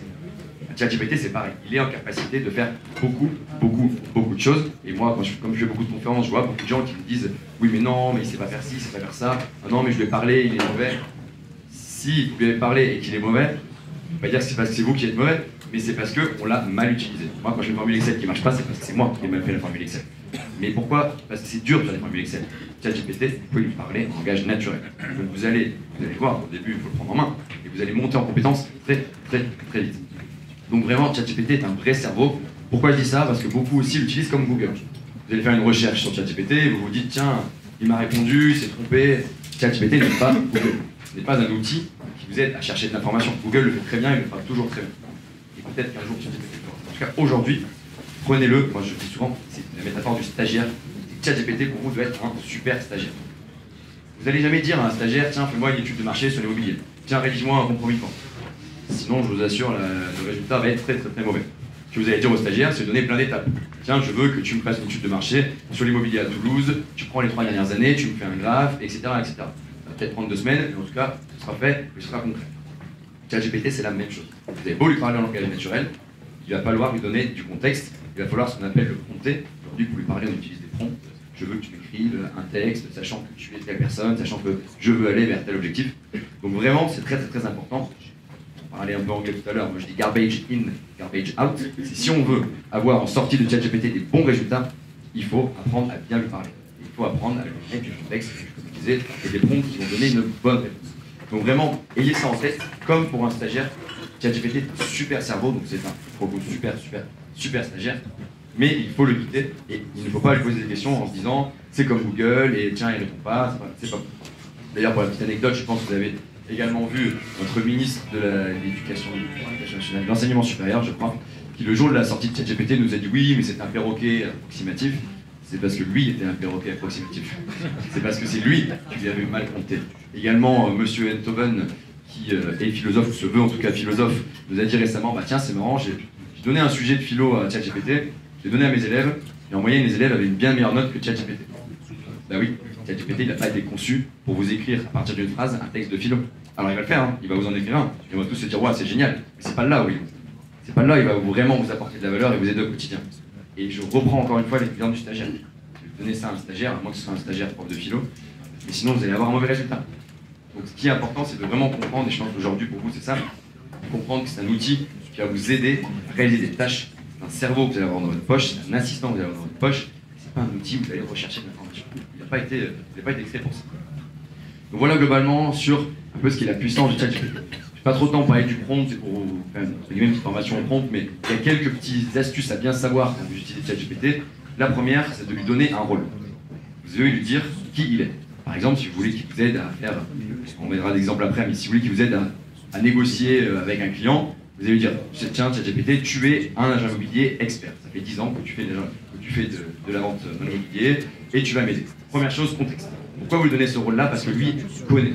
Si vous lui dites, je suis un agent immobilier depuis 15 ans, un agent immobilier star, ou si vous lui dites, je suis un agent immobilier depuis 2 ans, je vous assure qu'il va faire un rôle différent. Il va comprendre exactement, de manière très précise, ce qui doit être différent entre l'agent qui est là depuis 1 an et l'agent qui est là depuis 15 ans. Si vous lui dites, tiens, résume-moi un article, comme si j'étais un enfant de 8 ans, ou comme si j'étais un adulte de 50 ans, il va faire quelque chose de totalement différent. Il est très, très, très précis et très, très puissant.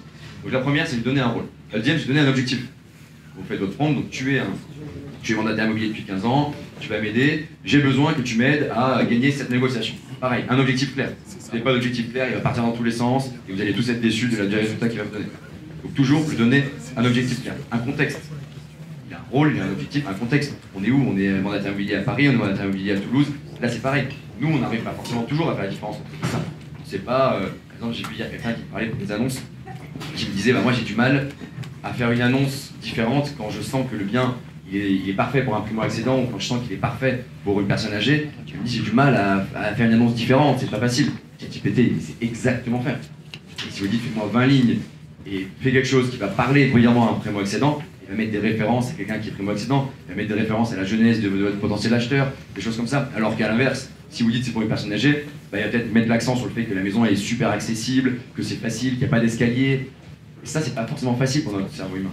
ChatGPT est capable de faire des liens logiques que nous, en tant qu'humains, il faut le dire, il faut être assez modeste, on est quasiment incapable de faire. Ou en tout cas qui nous prennent beaucoup d'énergie et beaucoup de temps.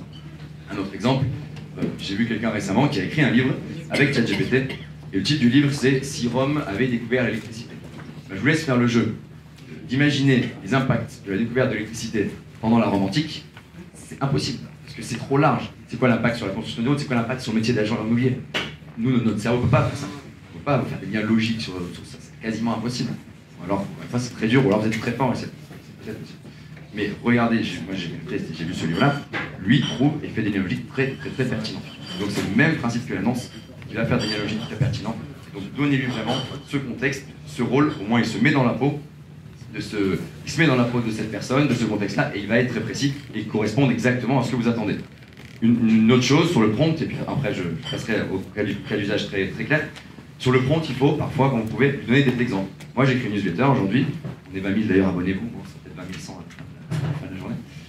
J'écris une newsletter sur l'IA 2 fois par semaine, je parle un peu d'actualité pour le grand public, hein, parce que moi on n'a pas fait le background à part dire que j'ai pas d'épouse, je ne vous ai pas dit d'où je venais, mais j'ai fait une école de commerce, donc je suis pas ingénieur, je suis pas développeur, et j'ai pris ChatGPT comme on le prend, comme vous allez le prendre. S'il y a des ingénieurs ou des développeurs dans la salle, mais j'étais vraiment comme vous, et donc j'essaye de l'expliquer dans ma newsletter, comme je l'explique à des gens lambda et pas des ingénieurs.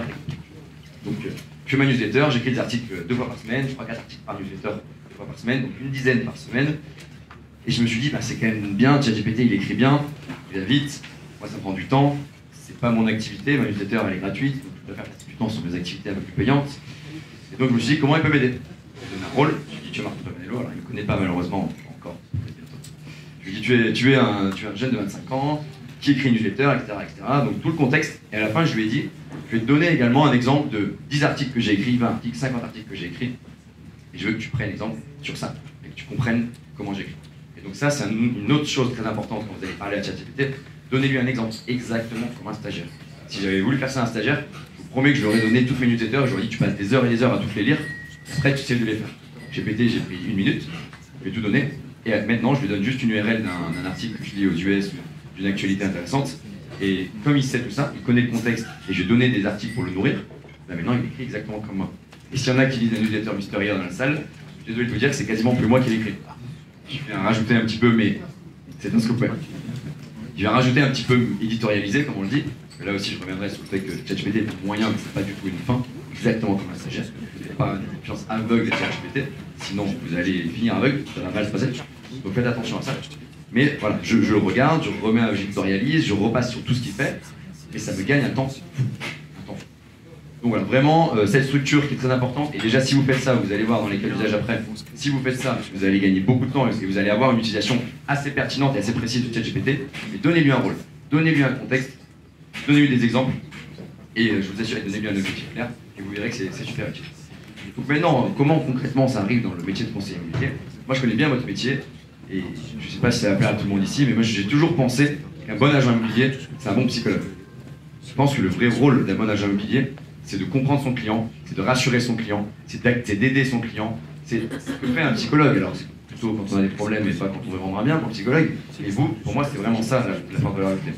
On parlait tout à l'heure des vidéos qu'on fait avec les top vendeurs. J'ai vu un autre top vendeur hier. Ce qui fait très bien votre top vendeur, c'est pas qu'il écrit des super annonces. C'est pas qu'il a forcément l'outil qui est incroyable et qui lui fait faire 10 fois plus de ventes que les autres. c'est que dans l'humain, il est beaucoup plus fort. Alors, en tout cas, il est très très fort. Il comprend vraiment ses clients, il passe du temps avec ses clients, etc.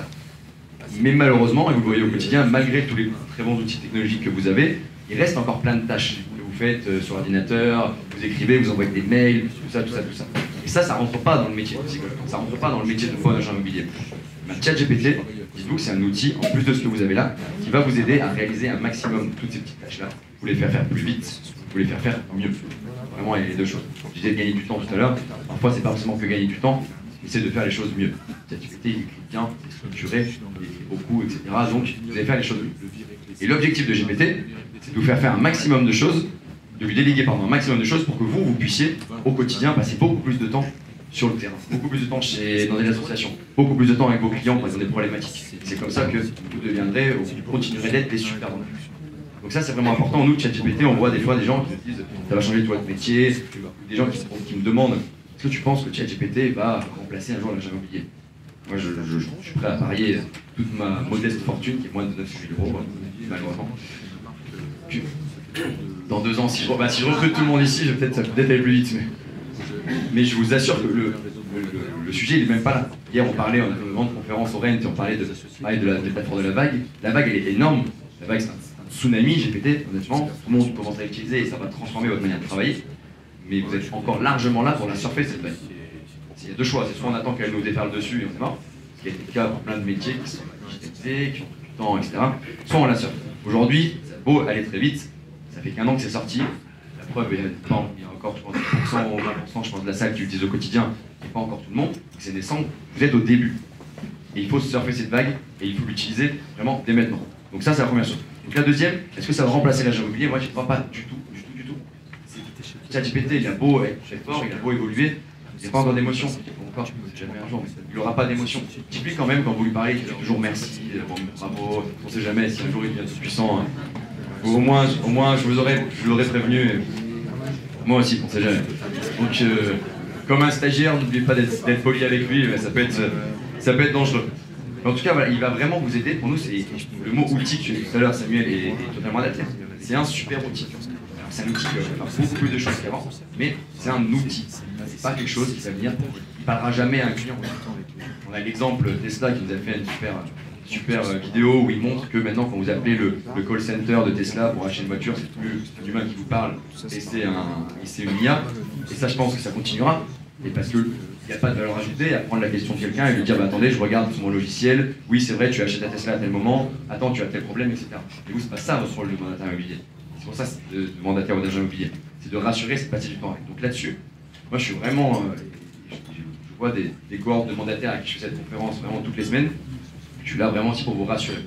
Vous êtes au début, vous allez pouvoir utiliser cette force de ChatGPT, mais c'est pas quelque chose qui va venir vous remplacer avec le grand méchant loup. Donc il faut vraiment le prendre en main, parce qu'on a quelques personnes qui, ayant en tête le fait que c'est potentiellement quelque chose qui peut transformer, ou en tout cas détruire le métier, nous disent bah, je préfère pas l'utiliser parce que j'ai peur. Mauvaise réponse. Mauvaise réponse. C'est en l'utilisant aujourd'hui, et c'est en itérant. Quand je parle du réflexe IA, c'est bien ce mot de réflexe IA, il va falloir créer chez vous un réflexe IA. Vous allez demain rentrer chez vous, reprendre votre quotidien de mandataire ou d'agent immobilier. Et l'objectif, c'est que de plus en plus, vous créez chez vous, sur chaque ligne des tâches, un petit réflexe IA. Moi, le soir, je rentre chez moi et je me dis, tiens, qu'est-ce que j'ai pas fait, qu'est-ce que j'ai fait dans la journée à la main, qu'est-ce que j'ai fait dans l'ordinateur, et pour lesquels j'aurais pu utiliser ChatGPT. Je le mets sur du papier, je regarde, je dis, bah ça, oui, ça marche, ça ne marche pas, puis je teste. Parce que le réflexe IA, je ne l'ai même pas encore. Alors que je fais ça tous les jours. Ça prend du temps, c'est normal. Mais essayez vraiment de créer chez vous ce petit réflexe IA qui permettra de dire attends mais non je fais une tâche comme ça sert à rien, GPT il écrit plus vite, il écrit mieux, attends mais l'annonce il va la personnaliser, etc. Ça vraiment c'est quelque chose qu'on a eu sur tous les outils technologiques, mais sur ChatGPT comme il peut vraiment quasiment tout faire, ça va être encore plus puissant. Donc il faut se former évidemment, il faut passer du temps à regarder les films d'éditeurs, des choses comme ça, mais essayez vraiment de le tester cet outil. Là c'est pareil, aujourd'hui il y a des études qui sortent pour nous dire tiens GPT est moins bon qu'avant. GPT-4, la qualité de ChatGPT aurait diminué. Si vous regardez sur internet, les médias sont très contents de nous envoyer des petites news comme ça. Mais moi je veux dire que c'est faux. Quel est le biais derrière cette histoire et derrière cette actualité? C'est qu'en fait nous, en tant qu'humains, on l'utilise de mieux en mieux. Et nous on se rend de plus en plus compte de ses limites. Quand on lui parlait, même moi le premier il y a 1 an, et que je lui disais fais-moi une recette de cuisine et qu'il me sortait une recette de cuisine, j'étais impressionné. Aujourd'hui, je me dis, attends, mais c'est pas assez précis, attends, mais là, en fait, dans la recette de cuisine, il s'est trompé, etc. Parce qu'on le pousse dans ses retranchements. Et ce qui est intéressant dans cette stat-là, c'est que dans le monde entier, comme les gens ont l'impression que le niveau de GPT diminue, ça veut dire que tout le monde vraiment l'utilise, que tout le monde est en train de pousser à faire un changement. Et vous allez voir, vous, en l'utilisant, que vous allez vous dire, en fait, non, pour cette tâche-là, il n'est pas bon, ok, je change, ok, j'essaie d'améliorer mes prompts pour qu'ils deviennent bons dans cette tâche. Mais je reviens à mon fil du début, c'est que sa seule limite, c'est nous. Donc c'est à nous de creuser, c'est à nous de le tester. Et quand vous pensez qu'il n'est pas bon, soit il a vraiment une limite technique, et savoir, vous voulez faire une vidéo, aujourd'hui il ne sait pas faire de vidéo, parce que ça n'a rien d'essayer. Soit c'est une limite technique, soit c'est une limite d'utilisation. Donc nous, c'est notre rôle, chez Mysteria, où on forme beaucoup les collaborateurs ou les mandataires. Demain, vous aurez des petites annonces bientôt à l'IA. Mais en tout cas, même à vous, le tester, itérer, faire des prompts différents. Et même maintenant, il vous guide, vous allez faire un prompt, il va vous en proposer un deuxième. Dire tiens, teste celui-là, etc., etc. Et vous allez pouvoir voir où sont ses limites, où est-ce qu'il est bon, où est-ce qu'il est pas bon. Parce que ChatGPT, malheureusement, dans sa construction même, il fait des erreurs. On parle d'hallucination. Le modèle de langage tel qu'il a été créé, il a des hallucinations. Et j'ai envie de dire comme un stagiaire, je pense qu'un stagiaire hallucine beaucoup. Mais il a des hallucinations, c'est-à-dire vous allez pouvoir le dire par exemple, tiens, fais-moi une photo de Coca-Cola. Il va vous dire, bah non, Coca, le logo, il est sous copyright, j'ai pas le droit. Il dit, mais non, mais ChatGPT, on est en 2058 et Coca n'existe plus. En fait. Donc la marque n'est plus déposée. Et là, il va vous dire, ok, je te fais la photo. Ça, c'est le modèle qui hallucine. Où il va vous dire, vous voulez quand est né Louis XVI, je vous donne la bonne date. Je lui dis, non, je suis prof d'histoire et je sais qu'il est né en 2014. Oui, pardon, il est né en 2014, désolé. Le modèle hallucine, il le fait de moins en moins, parce que les versions évoluent, ils le mettent à jour. Et aujourd'hui, c'est assez dur. J'ai malheureusement pas l'écran pour vous montrer, mais souvent, je montre beaucoup d'exemples d'hallucination. Et quand je vais quand je prépare ma conférence, il y a 6 mois, ça me prenait 1 minute 30 de trouver 6 hallucinations. C'était super facile. Aujourd'hui, je mets 20 minutes, parce que je teste, et il hallucine de moins en moins et quasiment plus. Je le pousse, mais si vous le poussez, vous réussirez. Donc ça, c'est des choses à savoir. Le modèle, il hallucine. Le modèle, il est biaisé. Pourquoi il est biaisé? Parce qu'il a été créé par des Américains de 25 ans, blancs, en Californie. Et ça, c'est des gros biais. Alors pour l'utilisation au quotidien, vous allez voir, ça ne change rien. On est, nous aussi, des Occidentaux, blancs, etc. Donc on est assez proches des Américains. Donc, par exemple, les modèles qui ont été faits en Chine sont très différents. C'est assez intéressant. On a commencé à tester les modèles chinois, et comme ils ont été faits avec des gens qui ont une culture totalement différente de notre culture occidentale, le modèle ne répond évidemment pas pareil. Et donc, ça, c'est un biais de ChatGPT. Si vous demandez de faire une photo, 85% des photos représentent des hommes de 25 à 28 ans. Ce qui n'est pas la proportion d'hommes de 25 à 28 ans dans le monde n'est pas de 85%. Mais c'est des petits biais du modèle. Et là aussi, il faut les connaître, ces biais. On en représente beaucoup, mais il faut les connaître parce que sinon, on va se dire, ah non, mais pourquoi il fait ci, pourquoi il fait ça, il est pas bon, du coup, j'utilise plus. Non, il a des biais, on le sait, il a des hallucinations, on le sait, et donc prenons ce qui fait très bien et essayons de corriger ce qui fait mal comme ça. Je réfléchis s'il y a d'autres biais, mais voilà. Globalement, c'est des modèles qui ne sont pas parfaits. J'entends aussi assez souvent des gens qui disent, oui, mais ça sert à rien que ChatGPT, ou ça va pas durer cette histoire de ChatGPT, parce qu'il fait à peu près 20%, maintenant 15% de fautes, dans ce qu'il vous dit. Pas de faute d'orthographe, mais en tout cas, il hallucine 15% du temps, on va le dire comme ça. Et moi, j'ai tout le temps, il ne faut pas prendre cette stat-là, il faut la comparer à nous. Combien de pourcentage de notre temps ou de ce qu'on fait, et pour beaucoup plus malheureusement beaucoup plus que 15. Il suffit d'aller sur les annonces de Bien Ici ou de Se Loger, je pense qu'il y a plus de 15% des annonces où il y a des fautes d'orthographe. Donc ça, par exemple, c'est la première chose. Hier, je parlais avec le patron de Bien Ici, qui me disait, tu te rends pas compte le nombre d'annonces sur lesquelles les toilettes sont la première photo. Et je suis d'accord que ça m'a fait rire aussi, mais il me dit, c'est pas, on en parlait tous les deux, donc il me dit, c'était pas pour faire plaisir.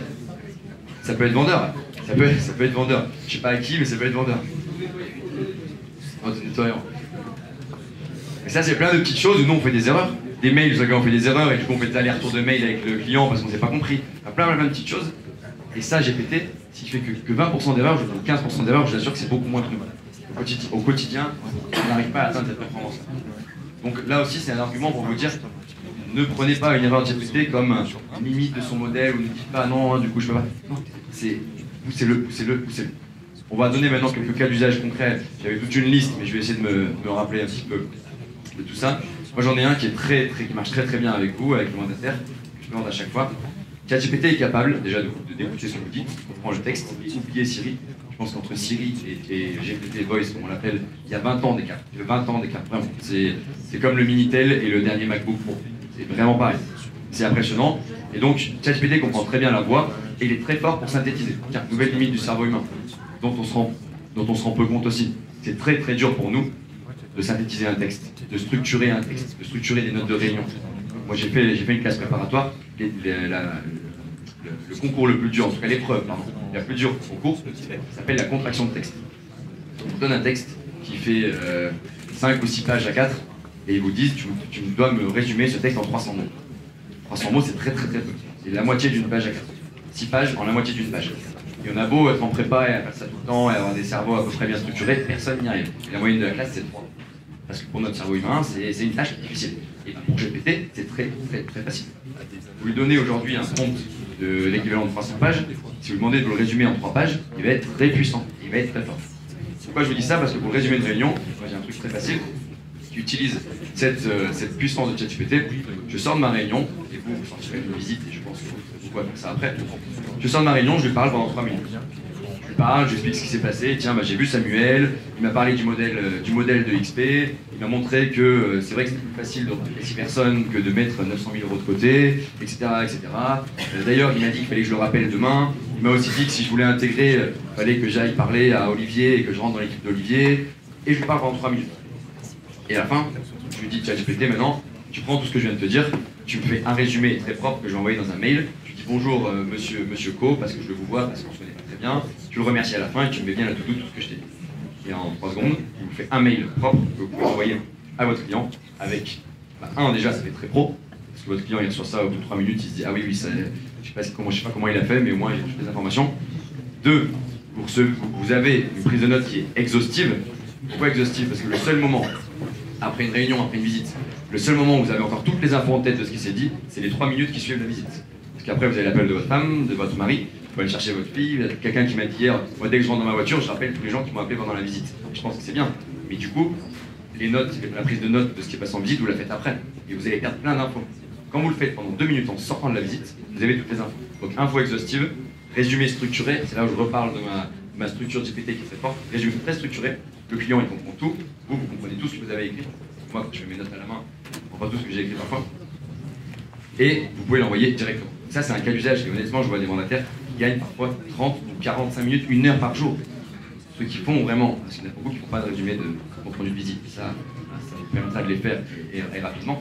Et pour ceux qui font des comptes rendus de visite, c'est chiant, c'est dur à structurer. Pour prendre ses notes, il faut les mettre sur papier, il faut les mettre sur ordi. Et bien ça peut être fait. Vous pouvez vite gagner 1 heure par jour et gagner pour le coup vraiment en qualité. Par exemple, pour ceux qui ne le faisaient pas, ça c'est un super truc à ajouter, super corde à votre arc, parce que vous allez être super pro et perdre moins d'infos. Ça c'est un cas d'usage très clair. Sur les annonces, pareil. Moi j'ai une top mandataire d'un réseau que je ne citerai pas parce que c'est un réseau concurrent, qui me dit moi j'ai des super résultats sur mes annonces. Non, vous n'êtes pas de concurrent. C'est vrai. Je suis obligé de dire ça, excusez-moi. Mais cette personne me dit j'ai un super taux de clic sur mes annonces parce que je mets des blagues ou je fais des petites références drôles à chaque annonce. Ça pour le coup je n'étais pas assez expert de l'annonce, apparemment ça marche bien, ça permet aux gens de se rentrer dans l'annonce et de dire bah tiens ce mandataire ou cet agent il est assez sympa, je vais le contacter. Et ben, elle me dit c'est quand même assez pénible de trouver une blague qui soit pas trop lourde, pas trop bête à chaque annonce. Ben, lui il le fait très bien. Parce que vous allez lui dire du contexte. Et alors, c'est pas forcément sous la blague, ça peut être autre chose. Vous pouvez lui dire bah tiens j'écris des annonces parce que vos logiciels, je pense, écrivent des annonces, vous avez déjà des automatisations, mais vous lui dites à chaque fois que je t'envoie un texte d'annonce, tu me l'adaptes, tu mets une petite référence à la ville, tu regardes dans quelle ville est l'annonce, parce que vous l'avez mis dans votre annonce, vous avez écrit Tours, et vous lui dites, bah, à chaque fois que je te balance une annonce, tu me la recopies, tu me la redonnes avec une petite anecdote sur Tours. Des petites choses comme ça. Ou alors vous donnez un URL, ça on le voit beaucoup, vous donnez l'URL de l'annonce, et vous lui dites, tiens, ChatGPT, tu es un expert immobilier, tu travailles dans tel domaine, etc. Dis-moi ce qui ne va pas dans mon annonce. Dis-moi comment je pourrais améliorer l'annonce. Et là, typiquement, il va vous dire, les toilettes, en première photo, tu peux peut-être des... Il va vous le dire. Parce que lui, il sait ce que c'est une bonne annonce. Il en a mangé des milliards de bonnes annonces. Des dizaines de milliards. Exactement. Mais il sait ce que c'est. Mais il a été programmé par pour comprendre ce qu'était une bonne annonce. Donc, si vous lui dites, tu es un agent immobilier star, analyse-moi cette annonce, il va le faire. Et là c'est pareil, on revient sur... C'est un moyen et pas une fin. Moi je vous dis pas, mettez toutes vos annonces dedans, prenez tous les résultats et copiez-collez-les. Non, comme un stagiaire. Regardez, il y a plein d'annonces qui vous diraient, ouais non c'est pas top. Mais il y en a beaucoup, et peut-être qu'il en suffit d'une pour vous dire, attends, c'est vrai que je paye un abonnement à 20 € par mois à ChatGPT, mais sur une annonce dans l'année, il m'a fait un super truc qui m'a fait vendre et il m'a fait passer devant un concurrent. Pour 20 € par mois, c'est une belle commission de 5, 10, 15, 20 000 €, je pense que ça vaut le coup. Et là, je vous parle d'une qui font des annonces toutes les semaines. Donc là-dessus, c'est quelque chose qui fait très bien. Donc résumé de réunion, ça vraiment, je vous le conseille. Les annonces, le texte de l'annonce et même l'analyse d'annonce, ça marche très bien. J'en vois beaucoup qui l'utilisent pour lire des documents. ChatGPT est capable aujourd'hui de lire un PDF. Si vous lui donnez un PDF de 300 pages, il est capable de le lire et vous allez pouvoir discuter avec votre PDF. Alors ça fait un peu schizophrène, mais ça marche bien.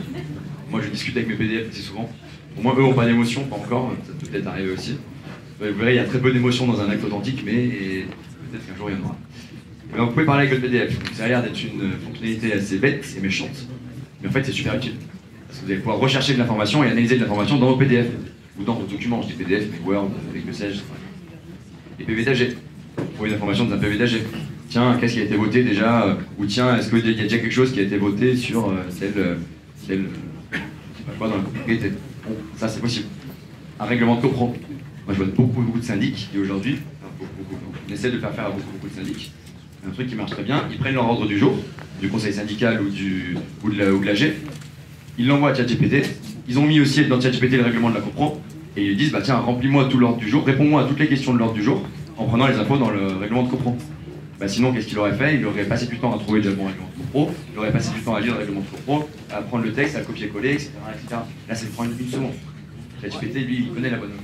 Il sait comment on répond à une bonne question en prenant le bon info. Merci beaucoup, Martin. Je passe avec vous pour échanger. Je vais faire exprès d'agacer Béatrice, je lui demande encore 3 minutes. Déjà, pour remercier Martin, parce que je crois que vraiment c'est une vague, comme il l'a dit, à ne pas manquer. Puis je voulais partager rapidement, ça sera la petite conclusion. Simplement un rapprochement pour tous ceux à qui ça pourrait faire peur, l'IA. Marianne, tu vas être punie. À tous ceux à qui ça pourrait faire peur, l'IA, le métaverse et le reste, ce ne sont que des outils.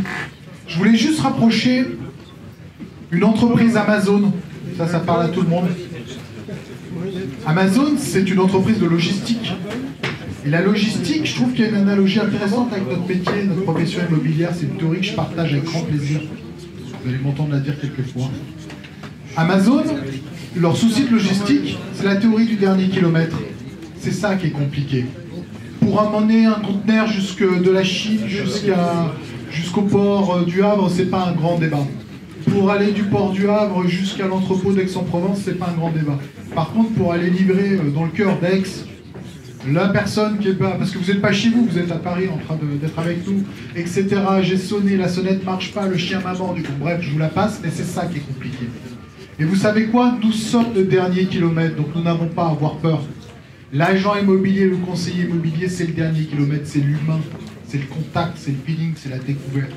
Et ça, on ne sera pas remplaçable. Ou alors, on ne sera peut-être pas là pour en parler.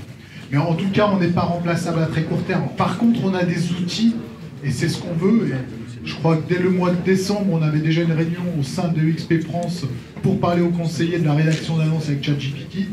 Je crois qu'on ne peut pas passer à côté, on ne peut pas ne pas se concentrer sur ce dernier kilomètre, qui est là où est notre valeur ajoutée.